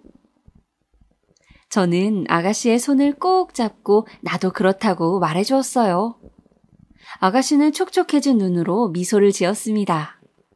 그렇게 또 우리의 밤샘 수다는 계속되었죠. 그렇게 남편과 아가씨와의 생활은 하루하루 즐겁게 흘러갔습니다. 몇 년이 흘러 아가씨가 고등학교를 졸업하고 바로 공장에 취직해서 첫 월급으로 우리 부부의 내복을 사왔을 때에는 정말이지 눈물 한 바가지를 흘렸습니다. 너무 감동이었어요. 이 어린 아가씨가 벌써 자라서 이렇게 훌륭한 사회인이 되었구나 하는 생각에 정말 감정이 벅차올랐습니다. 아가씨는 그동안 본인을 친동생처럼 친딸처럼 보살펴 주어서 너무 감사하다며 저에게 큰 절을 올렸습니다. 저는 아가씨를 꼭 안아주었고 남편은 흐뭇한 표정으로 제 등을 토닥여 주었어요. 며칠 뒤 아가씨는 이제 이번 달부터는 공장 기숙사에서 살기로 했다며 이제 스스로 독립해보겠다고 밝은 얼굴로 이야기했습니다. 저는 혹시 가서 부족한 거라도 있을까봐 이것저것 필요한 생필품을 챙겨주다 보니 짐이 한보따리가 되더군요. 남편과 같이 아가씨를 회사 기숙사에 데려다주고 오는 길에 그 허전한 마음은 이루 말할 수가 없었습니다. 아가씨가 가고 텅 빈 집에 돌아오니 쓸쓸한 마음이 들었습니다. 남편과 저는 텅 빈 집 소파에 앉아 한참 동안 서로 말이 없었습니다. 여보, 아가씨 말이야. 우리 없이도 혼자 잘할 수 있겠지? 그래, 걱정 마. 당신이 미선이 친동생처럼 잘 키웠잖아. 내가 정말 고마워, 여보. 당신 같은 여자는 정말 없을 거야. 제 손을 맞잡고 사랑스러운 눈길을 보내던 남편의 눈가가 이미 촉촉하게 젖어 있었습니다. 아가씨가 기숙사에 들어가게 되면서 남편과 처음으로 둘이 지내게 되었습니다. 남편과 결혼한 지 5년이 다 되어가지만 아이가 없었던 저는 아가씨가 나간 후 아이를 가져보려고 수많은 노력을 했습니다. 여기저기 병원도 다녀보고 유명하다는 점집도 다녀보고 했지만 안타깝게도 아이가 찾아오지 않았습니다. 주변에 아이를 한둘씩 낳고 예쁘게 키우는 사람들을 보면 너무 부러웠습니다. 임신을 시도한 지 몇 년이 지나자 자연스럽게 포기가 되더군요. 역시 안 되는 건 안 되나 보다. 내 인생에 자식복은 없나 보다 하고 생각했습니다. 그러던 중 오랜만에 아가씨한테서 연락이 왔습니다. 최근 몇 달간 일이 바빠졌다면서 연락이 뜸했었거든요. 아가씨는 중요하게 할 말이 있다며 주말에 집에 찾아오겠다고 했습니다. 저는 중요하게 할 말이 무엇인지는 생각도 못한 채 오랜만에 아가씨가 온다는 사실에 신나서 잡채며 갈비찜이며 아가씨가 좋아하는 음식 준비에 정신이 없었습니다. 남편도 들떠서는 여기저기 쓸고 닦고 집안 대청소를 하더라고요. 주말 점심때 약속한 시간에 맞춰서 아가씨가 집에 도착했습니다. 손에 커다란 과일 바구니를 들고요. 저는 반갑게 달려가서 아가씨의 손을 붙잡고 그동안 별일은 없었는지 물었습니다. 아가씨는 그 예쁜 눈으로 저를 한번 쳐다보더니 중요하게 할 얘기가 있다며 갑자기 누군가를 불렀습니다. 오빠 들어와 인사드려. 안녕하십니까? 처음 뵙겠습니다. 저는 미선이 남자친구입니다. 저는 놀란 표정으로 아가씨를 바라봤습니다. 아가씨는 거실로 가서 이야기를 하자고 하더군요. 저는 아가씨의 남자친구에게 집으로 들어오라고 한 뒤 거실에 다 같이 앉았습니다. 아가씨가 거실에 앉기 전 외투를 벗었는데 글쎄 그 조그마한 몸에 배가 불룩하게 나와 있는 거 아니겠어요? 아가씨가 앉아서 배를 쓰다듬으며 말했습니다. 남자친구 아이를 임신했다고요. 벌써 5개월이 됐답니다. 아가씨의 남자친구는 무릎을 꿇고 본인이 미선이를 책임지겠다며 결혼을 허락해달라고 부탁했습니다. 아가씨에게 남자친구가 있다는 말도 처음 듣는데 임신을 했다니요? 저와 남편은 놀란 가슴을 겨우 쓸어내리고 남자친구에게 잠시 나가 있으라고 한 뒤 아가씨와 대화를 했습니다. 제가 말을 꺼내기도 전에 아가씨가 먼저 입을 떼더군요. 오빠, 언니, 죄송해요. 미리 말씀드렸어야 됐는데 무서워서 차마 말을 꺼낼 수 없었어요. 제 남편감은 언니가 꼭 골라주겠다고 약속도 하셨는데 이렇게 돼서 정말 죄송해요. 고개를 푹 숙이고 풀죽은 목소리로 얘기하는 아가씨를 보자 저는 이 어린 것이 그동안 얼마나 혼자 속으로 힘들었을까 하는 생각에 마음이 아팠습니다. 또 한편으로는 눈에 넣어도 아프지 않을 만큼 예쁜 아가씨를 이렇게 꽃다운 나이에 임신시켜 데려가겠다고 하는 저 남자친구가 얄미웠습니다. 아가씨만은 정말 제가 잘 알아봐서 좋은 남자로 고르고 골라 시집 보내고 싶었는데 아가씨는 남자친구가 정말 좋은 사람이라며 걱정 말라고 저와 남편을 설득했습니다. 저도 아가씨가 고른 남자니 믿어봐야겠다고 생각하고 남편과 상의하에 결혼을 허락했습니다. 아가씨는 결혼식은 나중으로 미루고 일단 혼인신고만 하고 결혼 생활을 시작했습니다. 이미 배가 많이 불러 있었기 때문에 그럴 수밖에 없었어요. 그렇게 아가씨는 조그마한 신혼집에서 무난한 결혼 생활을 하게 되었고 금방 시간이 흘러 쌍둥이를 출산했습니다. 첫째가 남자아이, 둘째가 여자아이, 이렇게 이란성 쌍둥이였습니다. 제가 낳은 아이는 아니었지만 그 조그마한 발가락이 꼼지락거리는 걸 보면 마음이 행복으로 충만해졌습니다. 아이들이 아가씨를 닮아서 그런지 동그란 눈망울에 조그마한 코가 너무 귀엽고 예뻤습니다. 아이들이 100일이 되기 전쯤 김서방이 일이 바빠서 집에 못 들어오는 날이 많다며 아가씨가 당분간 아이들이 어느 정도 클 때까지는 저희 집에서 살기로 하고 어린 쌍둥이를 데리고 돌아왔습니다. 아가씨와 쌍둥이까지 함께하는 생활은 행복 그 자체였습니다. 아가씨는 비록 결혼해서 애엄마가 되었지만 예전에 그 맑고 순수한 마음만큼은 그대로였습니다. 아이들도 엄마를 닮아서 어쩌면 이렇게 순한 아기가 있나 싶을 정도였습니다. 남편도 퇴근하고 오면 아이들 옆에 찰싹 붙어서 까꿍하고 놀아주며 얼굴에 웃음이 떠나지 않았습니다. 저도 아이들 이유식을 만들어줄 때나 목욕을 시킬 때면 힘들다는 생각은 하나도 들지 않고 그저 소중한 유리구슬처럼 혹시라도 깨질까 다칠까 노심초사하며 정성으로 돌봤습니다. 그런데 우리 아가씨 그 착한 심성은 어디 안 가는지 제가 애들을 데리고 재우려고 앉기만 하면 언니, 제가 재울게요. 이리 주세요. 라며 성치도 않은 몸으로 일어나곤 했어요. 같이 집에서 애들 봐주는 것도 너무 감사한데 자기가 할 수 있는 건 해야 된다고요. 그러면 저는 이렇게 말하면서 아가씨를 억지로 등 떠밀어 방으로 보내곤 했습니다. 아니야, 아가씨는 애 낳은 지 얼마 되지도 않았는데 몸조리 잘해야지. 우리 예쁜 아가씨 몸 상하면 내가 더 속상해서 안 돼. 얼른 가서 쉬어요. 어느 날 제가 평소처럼 큰아이를 재우고 있는 동안 작은 아이의 머리를 쓰다듬는 아가씨의 모습을 보자 저 작은 몸에 벌써 아이를 낳고 엄마가 된 아가씨가 너무 대견해서 눈가가 촉촉해졌습니다. 그러면서도 너무 행복해서 웃음이 났어요. 아가씨가 저희 집에 다시 들어온 이후로 남편과 저는 자기 전마다 항상 침대에 누워 아가씨 얘기, 쌍둥이 얘기하느라 시간 가는 줄 몰랐습니다. 아가씨와 쌍둥이 덕분에 남편과 저의 사이도 더 돈독해지는 것 같았어요. 아가씨가 저희 집에 들어온 이후 김서방을 본 적은 손에 꼽을 정도로 적었습니다.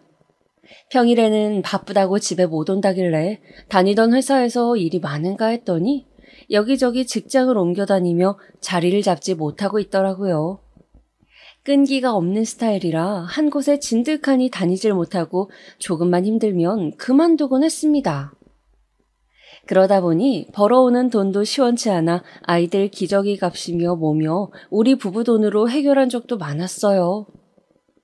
어느 날은 남편이 그런 김서방을 앉혀두고 애 아빠는 그러면 안 된다. 아무리 힘들어도 가장으로서 책임감을 가지고 성실하게 회사를 다녀야 한다라고 훈계도 해봤지만 그저 어른이 하는 잔소리라고 여기는 것 같았습니다. 그 후에도 나아지는 게 전혀 없었으니까요. 한편으로는 김서방도 아가씨처럼 어린 나이에 애 아빠가 됐으니 아직 철이 없는 거겠지, 언젠가는 나아지겠지 하고 생각했습니다. 그 이후에도 김서방은 평일에는 어디서 자는 건지 집에도 거의 안 들어오고 주말에만 잠깐 와서 아이들을 보고 갔습니다. 도대체 어디서 생활하는 거냐 물어도 대답을 이리저리 피하기만 하더라고요. 그러던 와중 주말에 아가씨 방에서 크게 싸우는 소리가 들려 가보니 아가씨 부부가 심하게 싸우고 있었습니다. 아가씨는 바닥에 주저앉아 턴곡을 하고 있었고요. 저희 부부가 방에 들어가서 무슨 일이냐고 묻자 김서방은 방문을 쾅 닫고 집을 나가버렸어요.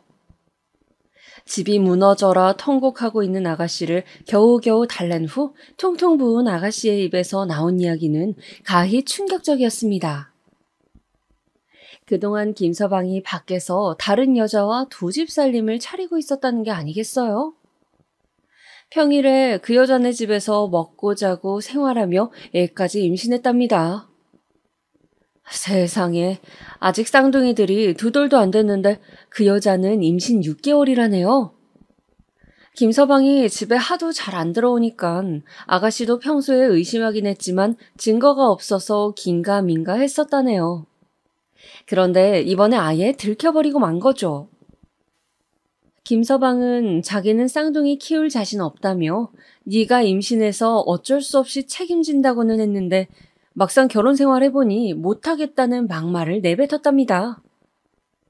김서방은 그날 집을 나간 후 연락이 두절되었어요. 저와 남편은 그 상대 여자가 누군지 찾아내어 집으로 찾아가 보려고 했지만 김서방과 하도 평소에 교류가 없었던 탓에 정보를 얻기가 쉽지 않았습니다. 아가씨는 그날 이후로 방에 틀어박혀 하루 종일 울기만 했어요. 기운 내라고 맛있는 음식을 차려줘도 입맛이 없다며 먹는 둥 마는 둥 하고 가만히 쌍둥이의 얼굴을 바라보다가도 갑자기 눈물을 흘리곤 했습니다. 생기있던 아가씨의 얼굴이 하루하루 빛을 잃어가고 말라갔어요. 저와 남편은 아가씨 걱정에 매일 밤잠을 설쳤습니다. 어떻게 하면 아가씨의 기분이 나아질까 고민하던 중 아가씨가 평소에 가고 싶어 했던 바닷가에 여행을 보내주면 좋겠다는 의견으로 뜻을 모았습니다. 저는 여행용 가방을 하나 사서 아가씨가 좋아할 만한 예쁜 원피스를 몇 벌 골라서 담았어요. 그리고 카메라와 밀짚 모자도 사서 넣어주었습니다. 그리고선 방에서 우울한 표정으로 혼자 생각에 잠겨있던 아가씨를 불러 얘기했어요. 아가씨, 기분 전환할 겸 바닷가에 여행 좀 다녀오는 거 어때요? 평소에 가고 싶어 했잖아. 쌍둥이들 키우느라 매일 집에만 있어서 답답했을 텐데 내가 쌍둥이 잘 돌보고 있을 테니까 걱정하지 말고 다녀와요. 필요한 건 내가 다 여행 가방에 넣어놨으니까 가서 사진도 많이 찍고 푹 쉬다 와요. 아가씨는 알듯 말듯한 표정을 짓고 한참을 가만히 있더니 저를 보고 싱긋 웃었어요. 언니, 고마워요.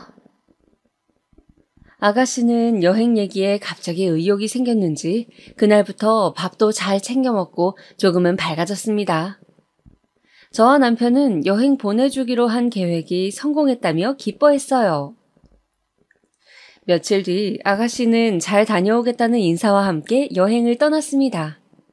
저는 장난감을 가지고 놀고 있는 쌍둥이들에게 가서 말했습니다. 얘들아, 엄마 푹 쉬게 며칠만 외숙모랑 놀자. 엄마가 건강해야 너희도 좋은 거야. 쌍둥이들은 알아들었는지 못 알아들었는지 지들끼리 까르르 하며 놀더군요. 아가씨가 여행을 떠난 지 3일째. 간간히 연락을 하긴 했지만 혹시나 쉬는데 방해될까봐 궁금해도 참았어요.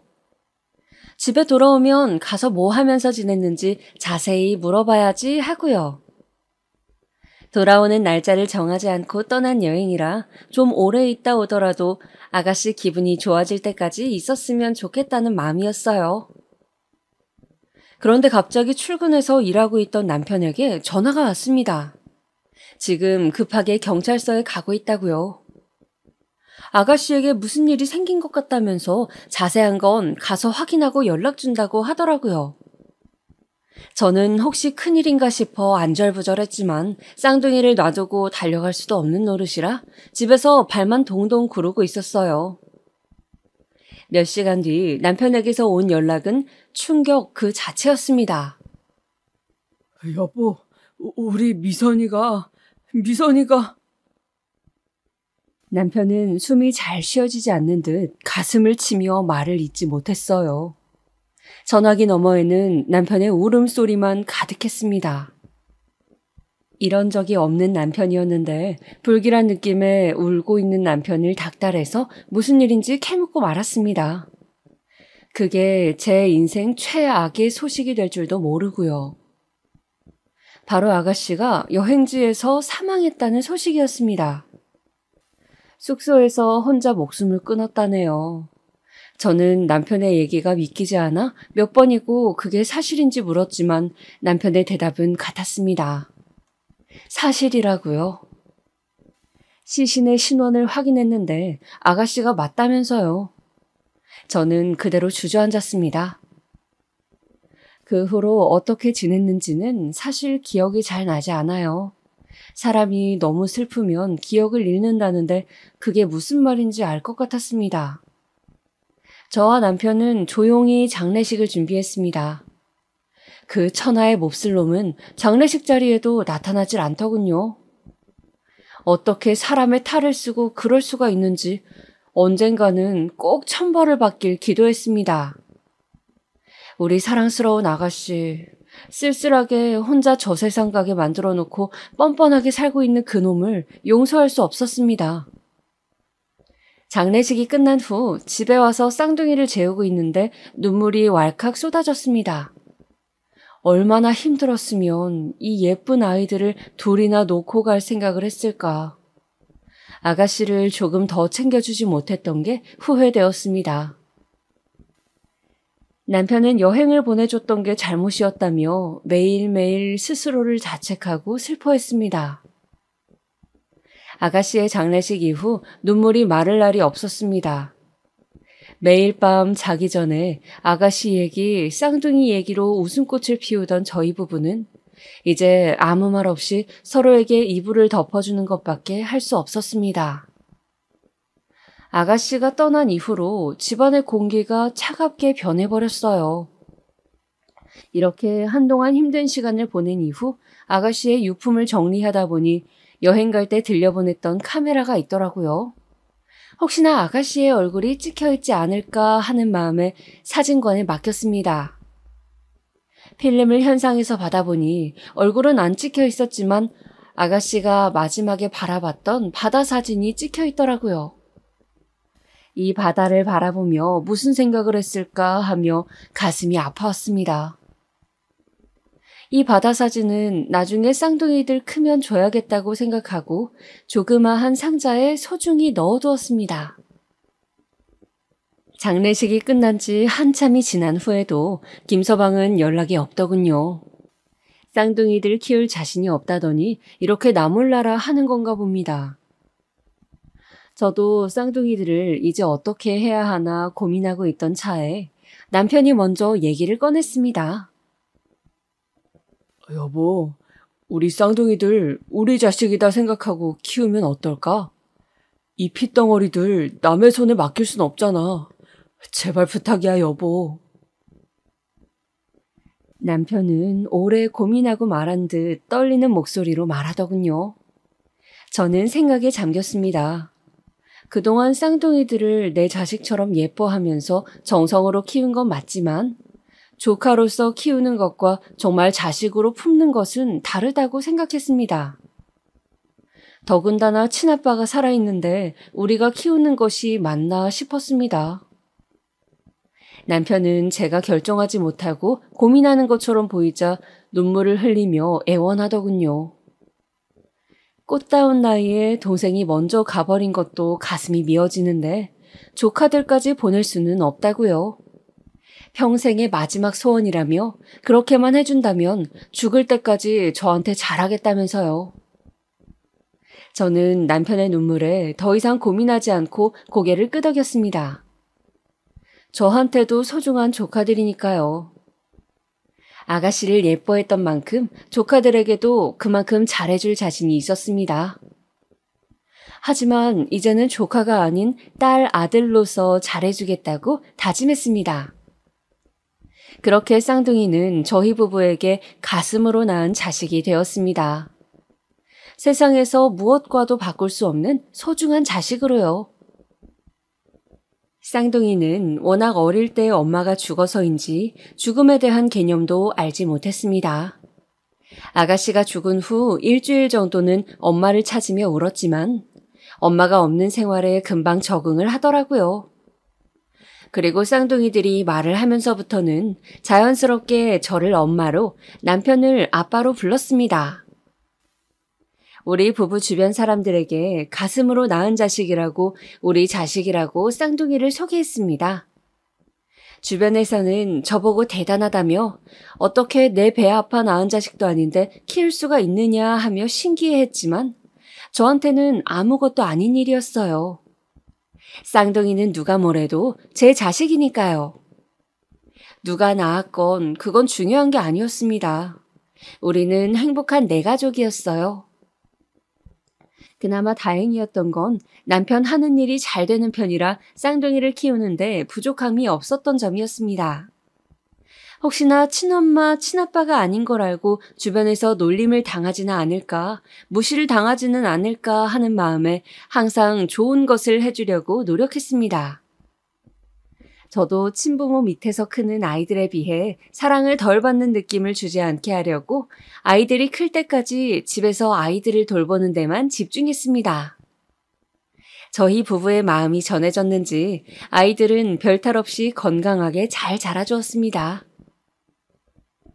몇 년이 지나 아이들이 학교에 들어갈 즈음 뭔가가 이상하다는 것을 알아채기 시작했습니다. 비록 쌍둥이를 저희 부부가 키우긴 했지만 정식으로 입양을 한 것은 아니기에 아이들 성과 남편의 성이 달랐기 때문입니다. 어느 날 큰아이가 물어보더군요.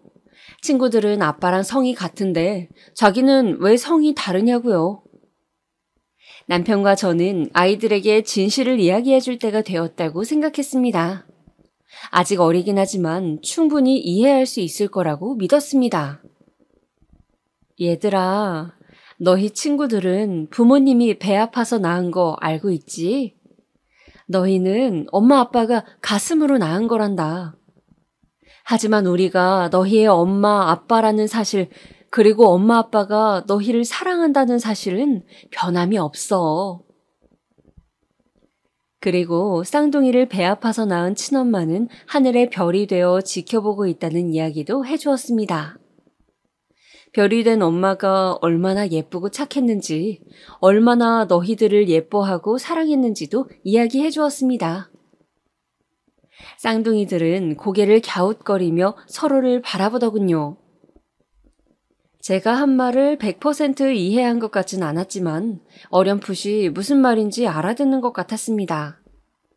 혹시 어린 마음에 너무 충격을 받거나 상처받진 않을까 걱정했는데 다행히 그런 기색은 없었습니다. 그 이야기를 하고 난 후에도 평소와 다름없이 밝게 지내더라고요. 아가씨가 죽은 후 몇 년간 연락도 없던 김서방은 쌍둥이가 학교에 들어갈 나이가 되자 갑자기 돈 봉투를 들고 찾아왔습니다. 애들 초등학교 입학 선물이라도 사주고 싶다면서요. 남편은 김서방을 보자마자 어딜 감히 뻔뻔하게 여길 찾아오냐며 이딴 더러운 돈 필요 없다고 몽둥이를 들고 김서방을 내쫓았습니다. 남편한테 얻어맞긴 싫었는지 꽁지 빠지게 도망가더군요. 사람이 참 우스워 보였습니다. 남편은 김서방이 가고 나서도 한참 동안을 씩씩거리며 화를 가라앉히지 못하더니 결국 참지 못하고 울음을 터뜨렸습니다. 그동안 쌍둥이들 보면서 동생 잃은 슬픔을 잊어보려고 노력했는데 김서방을 보니 참아왔던 감정이 터진 것 같았습니다. 저도 순간 감정에 북받쳐서 남편을 부둥켜 안고 엉엉 울었습니다. 우리는 앞으로 저 나쁜 놈에게 보여주기 위해서라도 남부럽지 않게 쌍둥이를 키워야겠다고 다짐했습니다. 김서방은 그 이후에도 가끔씩 저에게 연락을 해서 쌍둥이의 소식을 묻곤 했지만 그때마다 저는 알 필요 없다고 대답하곤 했어요. 자식 버린 아빠가 무슨 권리로 소식을 궁금해하냐고 하면서요. 김서방은 그때 아이들을 버린 것을 후회한다고 했지만 그렇다고 다시 데려갈 형편은 안 된다고 하더군요.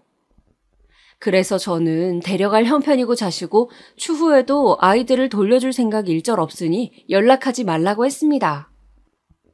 건너 들리는 말로는 그때 바람났던 여자와의 사이에서 아이를 둘 낳고 살다가 이혼당했다고 하더군요. 아직도 제대로 된 직장 없이 여기저기를 전전하며 산다고요. 아가씨는 도대체 저런 놈이 뭐가 믿을 만하다고 덜컥 임신까지 해버렸는지. 뭐 지금 이런 생각해봤자 소용도 없지만요. 쌍둥이는 저희 부부의 보살핌 속에 학교에 들어가서도 무난하게 잘 자라주었습니다. 그런데 어느 날 딸아이가 학교에서 울었는지 눈이 퉁퉁 부어서 왔길래 무슨 일이냐고 물었습니다. 그랬더니 옆에 있던 큰아이가 말하더군요. 오늘 학교에서 친구들이 동생한테 너네 엄마 아빠는 친부모 아니라면서 놀렸다고요. 그래서 딸아이가 속상해서 울었답니다. 그러면서 큰아이가 하는 말이 엄마 근데 내가 그 친구들한테 뭐라고 얘기했는 줄 알아요? 우리 엄마는 나랑 동생을 가슴으로 낳았다고 했어요. 배 아파서 낳은 것보다 그게 훨씬 대단한 거라고 했어요. 저는 큰아이의 말에 감동받아서 아이들을 품에 꼭 안아주었습니다. 아이들이 언제 이렇게 컸나 싶어서 가슴이 뭉클했습니다. 아이들이 매년 어버이날마다 학교에서 만든 카네이션을 가슴에 달아줄 때면 세상을 다 가진 듯이 행복했습니다. 카네이션 밑에 달린 리본에 삐뚤빼뚤한 글씨로 엄마 사랑해요, 아빠 사랑해요 라고 써놓은 게 너무 소중해서 매년 버리지 않고 모아두었습니다. 아이들 운동회 때도 부모 참관 수업에도 모두 참여하며 아이들이 서운함을 느끼지 않도록 항상 신경 썼습니다. 나중에는 친부모 아니라고 놀리던 친구들도 너네 엄마 아빠가 제일 부럽다는 말을 했다고 아이들한테서 들었을 때에는 그래도 내가 아이들을 열심히 키우긴 했구나 하고 생각했습니다. 남들이 부러워하는 아이로 키우고 싶었거든요. 아이들을 키우면서 속상했던 일이 아예 없는 건 아니었습니다. 저는 괜찮았지만 주변의 시선이 문제였어요. 가끔 아이들을 데리고 시장에 갈 때면 어디선가 수근거리는 소리가 들려왔습니다. 아휴, 검은 머리 짐승은 거두는 거 아니라던데 저 엄마는 뭔 생각으로 저러는지 몰라. 남의 자식 둘이나 저렇게 키우면 뭐하나? 다 키워놓으면 지 친아빠 찾아갈 텐데 죽 써서 개 준다. 아이고. 이런 소리가 들려올 때마다 당장 달려가서 따지고 싶었지만 혹시 아이들이 듣기라도 할까봐 속으로만 분을 사겼습니다. 내가 보란듯이 잘 키워서 그 말들 다 후회하게 해주겠다고 수천 번 다짐하면서요. 몇 년이 흘러 아이들이 친엄마의 죽음을 제대로 인식하고 나서부터는 아가씨의 길마다 아이들과 함께 산소에 찾아갔습니다. 아이들은 너무 어렸을 때여서 엄마 얼굴도 기억을 못했기 때문에 제가 가끔 아가씨의 사진을 보여주곤 했습니다. 아이들은 엄마도 예쁘고 친엄마도 예쁘다며 예쁜 엄마가 둘이나 있다고 좋아했습니다. 아가씨 산소에 가면 아이들은 고사리 같은 손으로 접은 카네이션을 아가씨의 무덤에 올려놓곤 했습니다. 그리고선 아이들이 양쪽에서 제 손을 꼭 잡고선 한참 동안 무덤을 바라보고 돌아왔습니다. 아이를 둘이나 키우다 보니 정신없이 시간이 훅훅 지나가더군요. 그 꼬물거리던 아이들이 어느새 자라 벌써 고등학교를 졸업하게 되었습니다. 아들내미는 물론이고 딸아이까지 제 키를 진작에 훌쩍 넘어버렸어요. 아이들은 고등학교 졸업 후 그럭저럭 성적에 맞춰서 대학교에 진학했습니다. 둘 다 공부에 뜻이 없었던지라 대학교 시절부터 아르바이트만 열심히 하더라고요. 두 아이가 같이 첫 알바 월급으로 빨간 내복을 사서 저희 부부에게 선물했을 때는 가슴이 쿵 내려앉는 기분이었습니다. 25년 전 아가씨가 첫 월급으로 내복을 선물했던 일이 선명하게 떠올라서요. 남편도 같은 기분을 느꼈는지 눈에는 눈물이 고인 채 멍한 얼굴로 허공만 응시하더라고요. 그날 저와 남편은 기쁨의 눈물을 흘렸습니다. 이후 아이들은 대학교를 졸업하고 취직을 하자마자 바로 독립을 했습니다. 마침 둘이 같은 지역에 직장을 구하게 되어서 남매끼리 같이 자취를 하겠다고 하더라고요. 저희 부부는 아이들에게 자취방을 구해주고 우리가 지금 사는 집은 정리하기로 했습니다.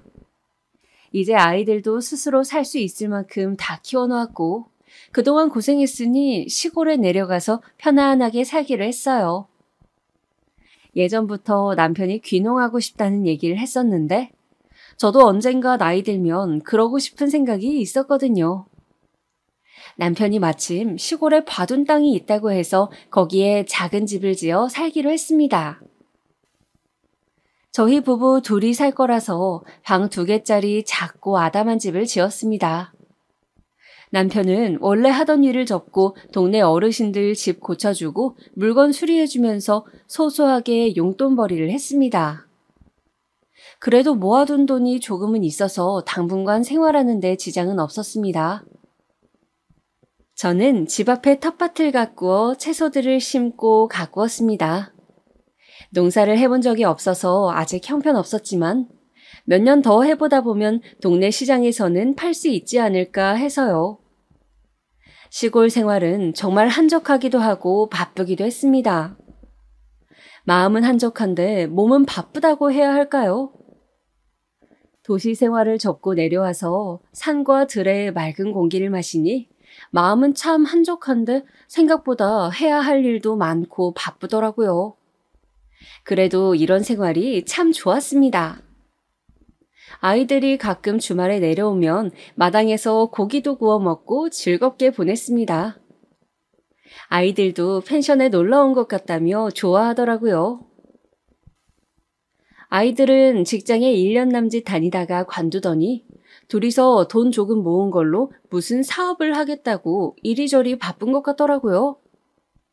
어린 나이에 사업이라니 걱정이 되긴 했지만 그래도 젊을 때 추억이니 하고 싶은 거 다 해보라고 했습니다. 대신 해보고 정 안 되면 깔끔하게 포기하라고 당부했어요. 나이만 먹으면 나중에 다시 취직하기 힘들다고요. 사업 아이템이 뭔지 어떻게 진행할 건지 구체적인 계획은 물어보지 않았어요. 괜히 이것저것 참견하는 게 될 것 같기도 하고 새로 시작하는 아이들에게 방해가 될 것 같아서요. 그렇게 아이들이 사업을 시작한다고 한 지 몇 년이 지났습니다. 잘 되고 있는 건지 아닌 건지 물어봐도 대답을 잘 안 해주더라고요. 가끔씩 전화가 와서 공과금 낼 돈이 모자라다며 몇십만 원만 빌려달라고 하는 걸 보니 잘 안 되는 것 같았어요. 남편은 시내로 나가는 길목에 작게 철물점을 차렸습니다. 그래도 생활비로 쓸 정도는 벌고 있어서 아이들이 필요한 용돈 정도는 줄 수 있었습니다.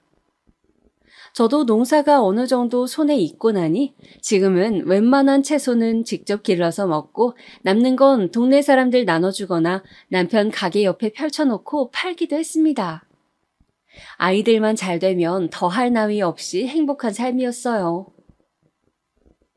그렇게 시간이 흐르고 흘러 벌써 아이들이 30대가 되었네요. 저도 이제는 눈가에 주름이 자글자글한 60대가 되어버렸어요. 세월이 참 빠르죠. 사실 아이들이 30살을 넘으면서부터는 걱정이 되기 시작했어요. 사업이 잘 안 되면 얼른 취직 자리를 알아보라고 잔소리를 하기도 했습니다. 하지만 아이들은 알겠다고 대답만 하고 실제로는 어떻게 하고 있는지 모르겠더라고요. 그래도 이 나이 먹기까지 남매가 싸우지도 않고 같이 뭔가 해보겠다고 사이좋게 지내는 걸 보니 그것만으로도 다행이다 싶었습니다. 그리곤 얼마 전 어버이날이었습니다. 아이들은 어버이날이라고 또 선물을 바리바리 싸들고 시골에 내려왔어요. 엄마 아빠 먹으라며 비싼 한우에 홍삼에 속으로는 고마웠지만 겉으로는 이런데 돈 쓰지 말고 너희 맛있는 거 사 먹는데 쓰라고 괜한 잔소리만 했습니다.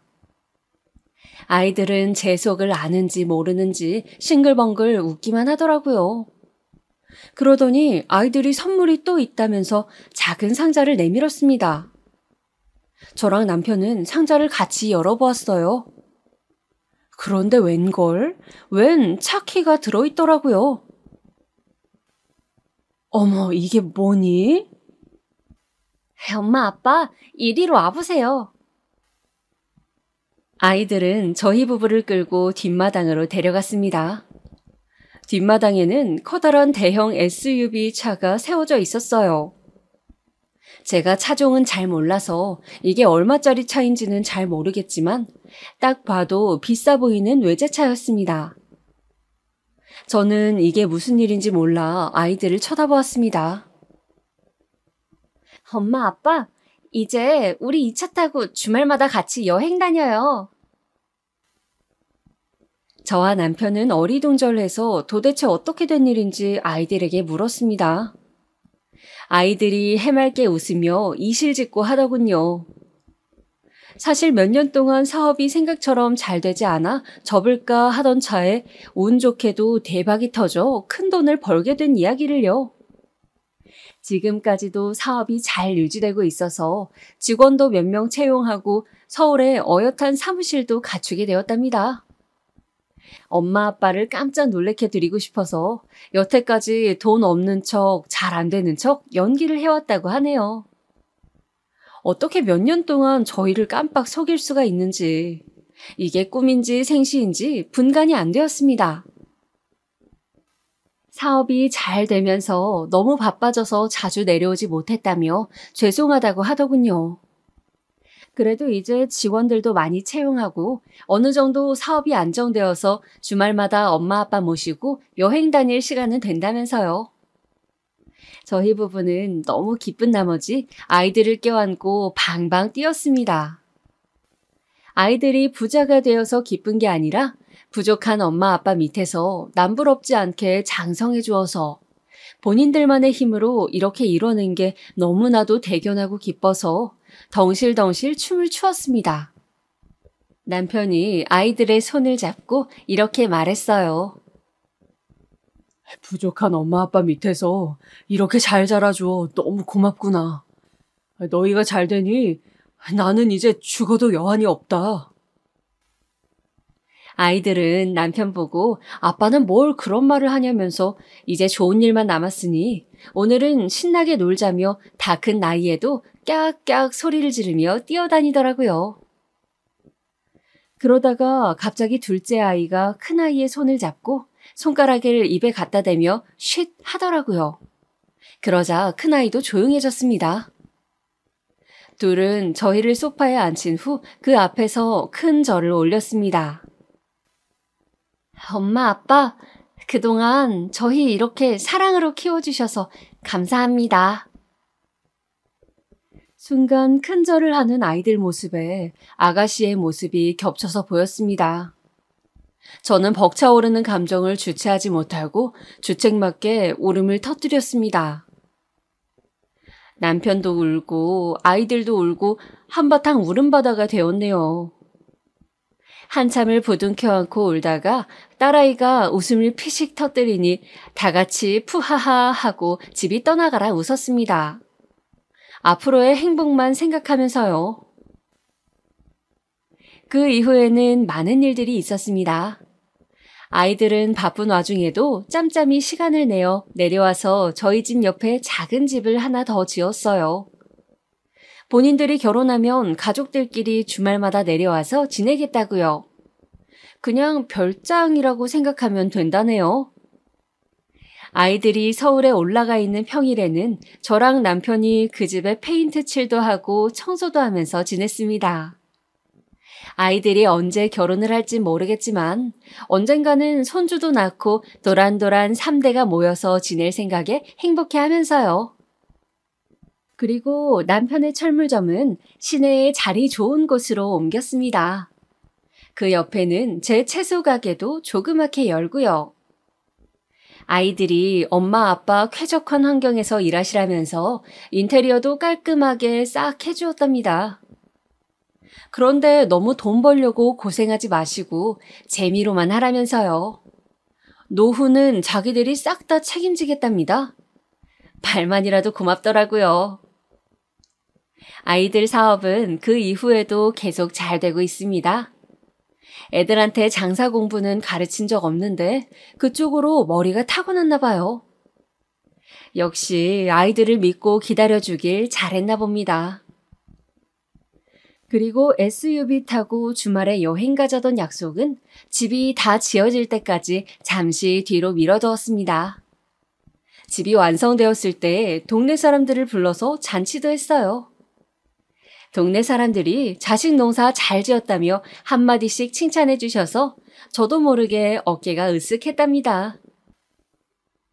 여기가 우리 동네에서 자식 농사 최고로 잘 지은 집 아니요. 부러워 죽겠구먼. 부럽다, 부러워. 우리랑 사돈 맺을 생각 없슈? 검은 머리 짐승 거둔다고 욕먹던 제가 이제는 자식 농사 최고로 잘 지은 여자가 되었네요. 그때 시장에서 욕하던 사람들이 지금 모습을 본다면 뭐라고 말을 할까요? 아마 부끄러워서 제 앞에서 고개도 못 들 겁니다. 이런저런 생각에 정신없이 잔치가 끝난 후 우리는 첫 가족여행을 어디로 갈지 의논했습니다. 그때 큰아이가 생각해둔 곳이 있다며 봉투에서 사진 한 장을 꺼내더군요. 사진을 본 저는 깜짝 놀랐습니다.